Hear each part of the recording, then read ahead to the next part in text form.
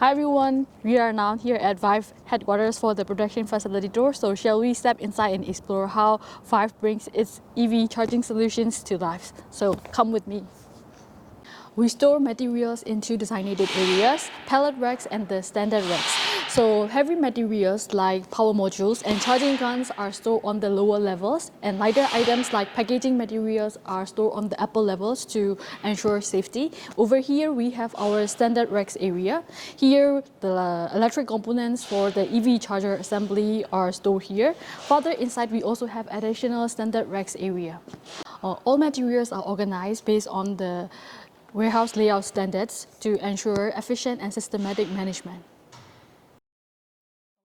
So this is our IQC area. Although suppliers conduct full inspection on the raw materials before sending out to us, we perform an additional incoming quality inspection here before releasing to the production line. At this stage, components go through several checks, like including visual inspection, dimensional inspection, continuity testing, and board inspection. All the test results are recorded and used for the supplier evaluation. This is our AC charger assembly area. So for both AC and DC chargers, we begin by assembling the semi-finished units first. So at this stage, key components such as the power modules and then the control board are assembled. Moving on, we proceed with the final product assembly. This involves integrating semi-finished units as long as the door assembly, touch monitor, and installation, and also final wiring. Once the final assembly is complete, we proceed with the functional testing, and this includes checking the communication as well as the start and stop operations of the charger. All testing is carried out using our in-house developed test jigs and programs. For AC chargers, we also conduct aging tests to identify and eliminate the initial defects. In this process, the charger operates continuously for 1 hour while temperature, current, and communication status is being monitored in real time. Finally, we perform the AC charger verification to ensure the accuracy of the charging energy are in accordance with the legal standards.